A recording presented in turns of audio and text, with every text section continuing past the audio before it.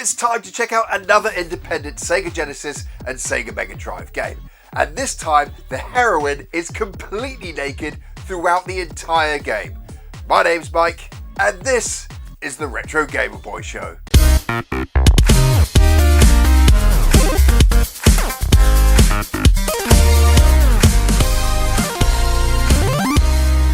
Welcome back, and you heard right, we're checking out another independent game for the Sega Genesis and Mega Drive. Before we get started, remember to press all of the YouTube buttons, remember to comment and like as well. Right, let's check out Mega Cheril Perils. Mega Cheril Perils is a game developed by the Mojon Twins. These are a couple of guys from Spain, and they've been developing games, tons of games, since the mid-2000s. Now, a majority of their games have been developed for the ZX Spectrum and the Amstrad. A few have made it onto the NES, and even fewer have made it onto the Sega Master System.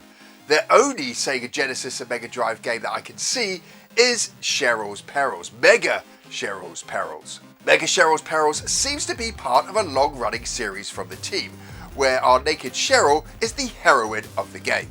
There are in fact 8 versions of the game, with Mega Cheril Perils being the 16-bit reboot of the original Amstrad CPC game released in 2010. But whereas the original was an adventure game, Mega Cheril Perils is a platformer. Now in the Cheril series, we've got Cheril Perils, the original, which came out on Amstrad CPC in 2010. In the same year, we had Cheril of Bashik, followed in 2012 by Cheril the Goddess on the ZX Spectrum.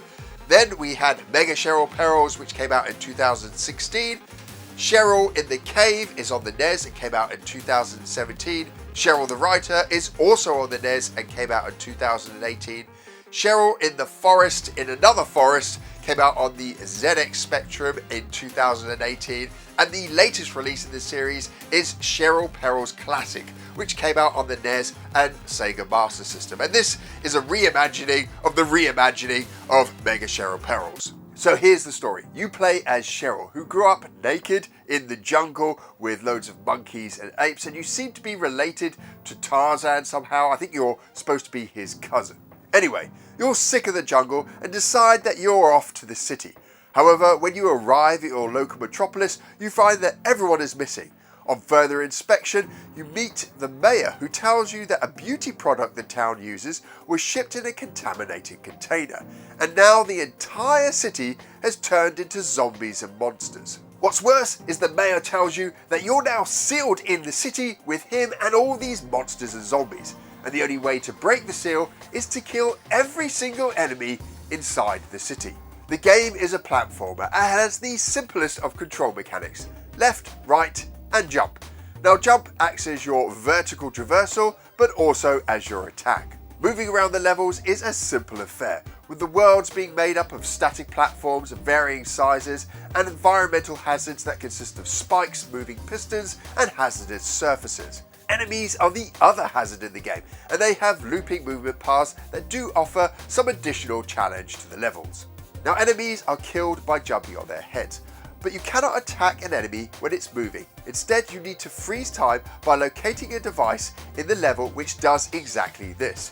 You then have 10 seconds to dispatch as many enemies as possible before time resumes. And this is the core premise of the successful completion of a level. You need to seek out and kill all enemies in the level to complete it. The game levels increase in layout and navigation complexity as you progress, drawing out the time needed to find and defeat all of the monsters on a level. Added to this, there are also barriers that require a key, so finding the key before you can progress is essential. Now this game doesn't do something as boring as a key and a door. Nope, instead you have a naked man with a long beard and a long nose, and he requires you to find him some panties before he'll move. You have a set number of hearts that you start the game off with. Now you can add to these by collecting hearts that float along the screen after you've killed 4 players. You can continue to add hearts to your character as long as you kill 4 or more enemies. Every 4 enemies you kill, you get a new heart. Hitting and moving enemies or environmental hazards will remove a heart. Losing all hearts is game over. But if you complete a level, you get a passcode that you can then use to take you back to your last level. While simple, the game is still enjoyable to play. The tight jumping and freeze mechanic make for some fun gameplay. Now the game is relatively easy with some spikes in difficulty, but before long you'll find yourself traversing your way through the 5 levels in this game. Now the game isn't going to win any awards for its art style, but saying that they're not bad, they're just not going to blow you away. The enemies and heron are simple 8-bit styled sprites with just a few frames of animation. The backgrounds have some nice details, they're competently drawn, and you can easily read the platform profiles against them. Except for levels with trees. These can sometimes be confusing, and some of these trees can often be mistaken for platforms that you can jump onto. But it's not a big problem, you usually just drop a couple of screens down and you have to work your way up through the level again. There are a few animated particles like the smoke death of an enemy and the fire below a floating platform. Now, just like the visuals in this game, the audio track design isn't going to be winning any awards either. The background track is decent enough, although it gets a little bit busy as the freeze time mechanic counts down. There's some decent voice sampling in here, and there are just a few sound effects. There could be a little bit more just to amp up some of the atmosphere in the game.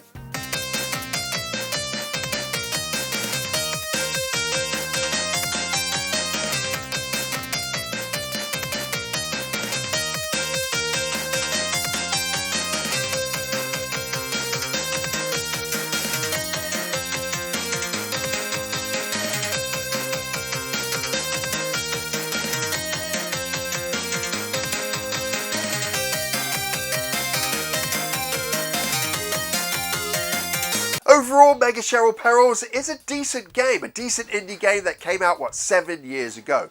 The gameplay is fun and solid, the jumping and attack mechanics are very well implemented. Visuals are substandard, okay, adequate, as is the sound, but you'll have a lot of fun playing this. It'll be a quick game to complete and finish. Now the great news is that the Mojon Twins create all their games for free, so anyone can download them and play them, and all of today's footage has been captured on my Keegan emulator. Now I've also ordered a physical copy of the game. Now the Mojon Twins do not make physical copies of this game as far as I can tell, but there is a team that pick up free games, freely distributed games, and put them onto Mega Drive and Genesis cartridges. And I'll put a link in the description below. Now, as you should expect, as they don't make the game, all you'll be paying for is hardware, manufacture, and distribution of the cartridge, which means that you're paying about $15, $20 when there's a sale on the site for this physical game. If you don't want to pay that, again, you can always pick up the free copy, the ROM, on the Mojon Twins website. Again, links for both the physical and digital version will be in the comments below.